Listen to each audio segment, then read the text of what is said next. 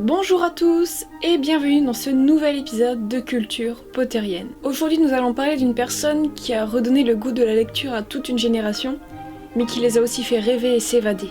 Une personne qui a, sans le vouloir, changé la vie de millions de lecteurs. Nous allons aujourd'hui parler de J.K. Rowling.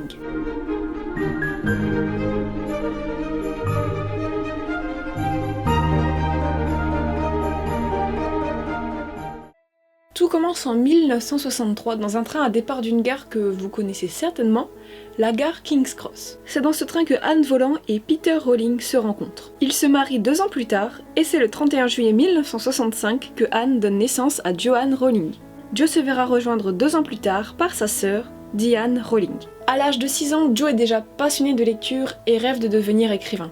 Et c'est d'ailleurs à cet âge qu'elle écrira sa première histoire, Rabbit. À 9 ans, jusque-là vivant dans la ville de Bristol, Joanne déménage en campagne près de la forêt de Dean. Et si le nom de cette forêt ne vous est pas inconnu, c'est sûrement que vous en avez déjà entendu parler au travers des récits de Harry Potter. En 1976, à l'âge de 11 ans, Jo entre au Waydown School où elle fera la connaissance de son meilleur ami Sean Harris. Ce garçon lui inspirera le personnage de Ron Weasley, mais j'y reviendrai un peu plus tard. C'est pendant ses premières années dans cette école que Jo se découvre un penchant pour l'étude des langues et décide donc de poursuivre cette étude dans ce domaine.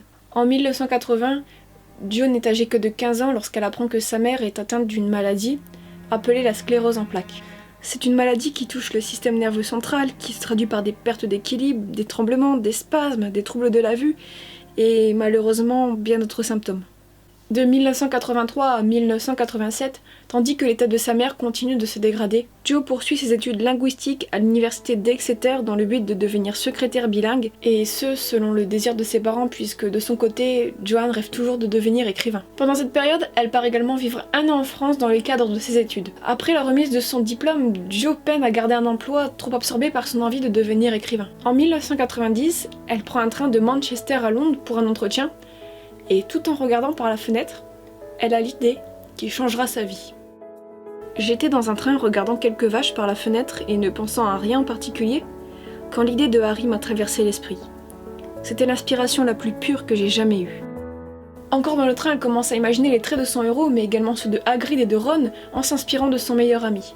Jo avouera plus tard que Harry est le seul des 3 personnages principaux qui ne soit pas inspiré par quelqu'un de réel, mais qu'il y a tout de même beaucoup d'elle-même en Harry. Pendant les mois qui suivent, Jo entame l'écriture de son roman, mais elle remplit également de nombreuses boîtes avec des notes dont elle se servira plus tard. Nous sommes toujours en 1990, lorsque Anne Rowling, la mère de Joanne, décède des suites de sa maladie, 10 ans après son diagnostic. Le plus grand regret de Jo reste encore aujourd'hui de ne jamais avoir parlé de Harry Potter à sa mère, elle qui tenait tant à voir sa fille s'épanouir. La mort de la mère de Jo influencera beaucoup la suite de l'écriture de ses romans.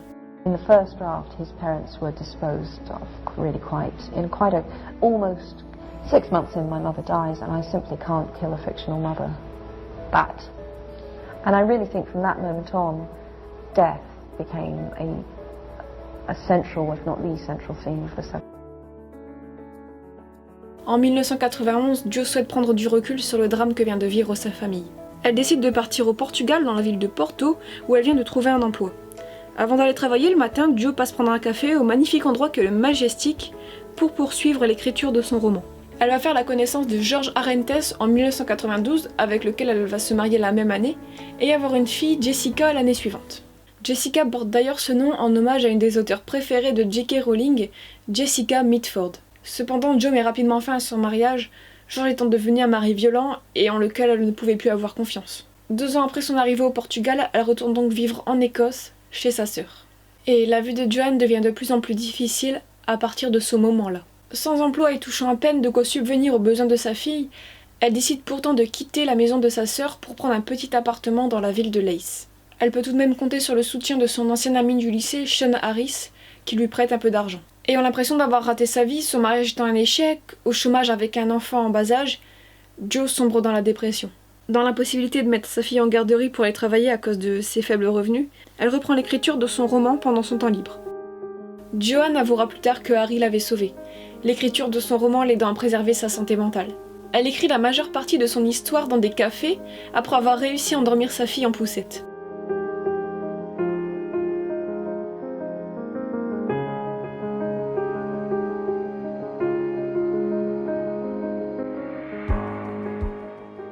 Ses deux favoris sont le Nicholson's et The Elephant House, tous deux situés à Édimbourg. The Elephant House est d'ailleurs devenu un lieu de pèlerinage pour les fans de Harry Potter.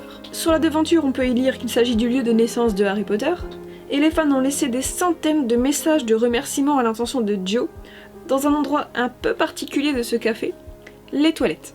En 1995, elle achève l'écriture du premier tome, et doit maintenant se trouver un agent. Elle y arrivera assez facilement puisqu'elle en trouvera un au bout du deuxième essai. Il s'agit de Christopher Little. Ce dernier s'occupera de lui trouver un éditeur, et après avoir essuyé une dizaine de refus, la maison d'édition Bloomsbury sera d'accord pour publier le roman. D'ailleurs, toutes les maisons d'édition qui ont refusé doivent maintenant s'en mordre les doigts. C'est donc le 30 juin 1997, soit 7 ans après le début de son écriture, que le premier tome de Harry Potter est publié. L'agent de Jo lui conseillera de trouver un autre nom que celui de Joanne pour la couverture du livre, car il paraîtrait qu'un livre écrit par une femme a moins de succès auprès de l'agente masculine. Elle choisit donc de prendre le nom que nous connaissons tous, J.K. Rowling. Le J étant bien entendu en référence à son prénom Joanne, et le K en hommage à sa grand-mère, Kathleen. D'ailleurs, si vous regardez bien au début du premier tome, vous verrez qu'elle dédie celui-ci à sa mère Anne, à sa sœur Diane, ainsi qu'à sa fille Jessica. La machine est lancée, le roman devient très vite un succès grâce au bouche à oreille. Il s'inscrit dans la foulée dans la liste des meilleures ventes et reçoit déjà plusieurs prix tels que le British Book Award et le Children's Book of the Year. Les droits du livre sont d'ailleurs très vite rachetés par des maisons d'édition étrangères telles que Gallimard pour la France ou Scholastic pour les États-Unis. Ces derniers verseront une somme n'ayant jamais été atteinte pour un livre pour enfants, la somme de 105 000 $. Cela permettra à Joanne de quitter son emploi de professeur de français qu'elle avait trouvé entre-temps et de se consacrer pleinement à ce dont elle avait toujours désiré, l'écriture. En 1998 sera publié Harry Potter et la Chambre des Secrets qu'elle dédiera à son ami Sean Harris, et en 1999, Le Prisonnier d'Azkaban, celui-ci dédié à ses colocataires durant son séjour au Portugal. L'année 2000 fut un grand tournant pour l'œuvre de J.K. Rowling.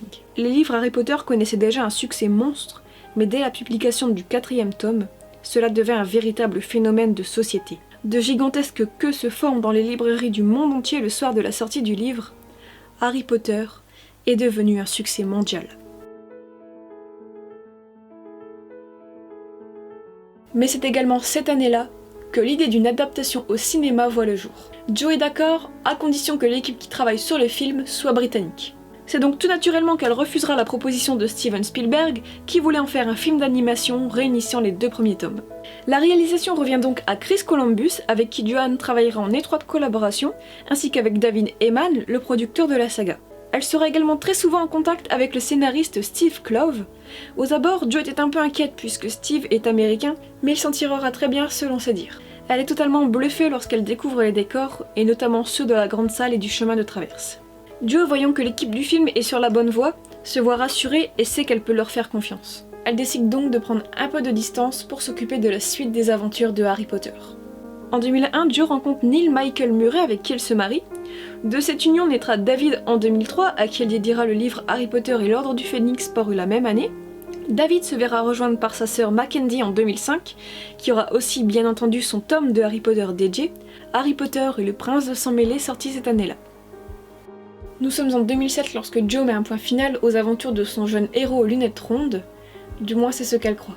Il se sera écoulé 17 ans entre la naissance de son idée et la publication du 7e et dernier tome. Ce roman est d'ailleurs dédié à tous ses proches ainsi qu'aux fans.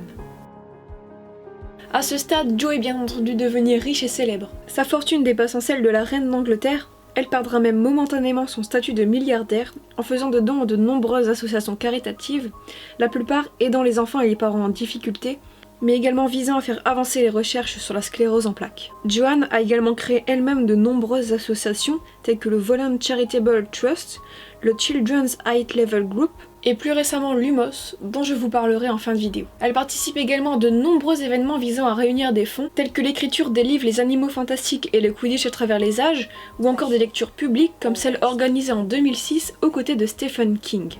Bref, tout ça pour dire que Jo ne se repose pas sur sa fortune et consacre une grande partie de son temps et de son argent à aider les personnes dans le besoin.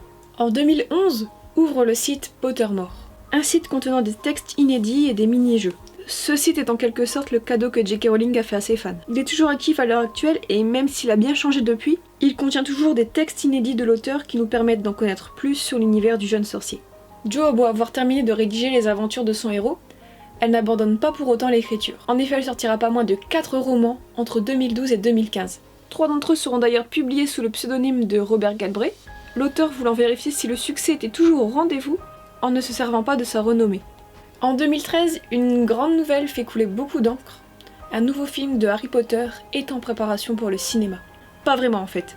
Il s'agit du film Les Animaux Fantastiques dont l'action se déroule bel et bien dans l'univers de Harry Potter, mais introduira de tout nouveaux personnages tels que Newt Scamander, que Jo avait commencé à développer dans cette petite encyclopédie.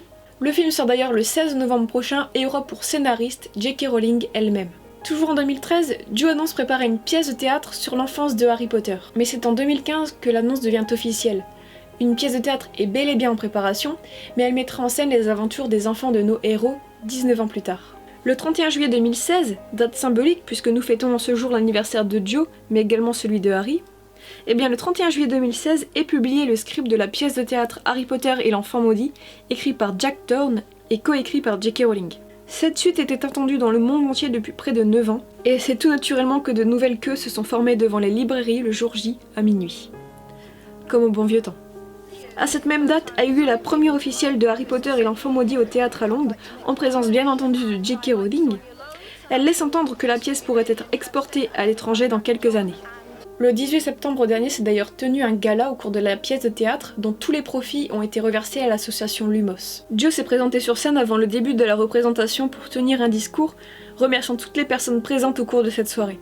Lumos est une association visant à améliorer la vie des enfants défavorisés. Sachez que vous pouvez soutenir cette association en achetant ce t-shirt ou ce bracelet, ou tout simplement en faisant un don, et sachez également que tout l'argent généré grâce à cette vidéo, même si c'est pas beaucoup, sera reversé à cette association.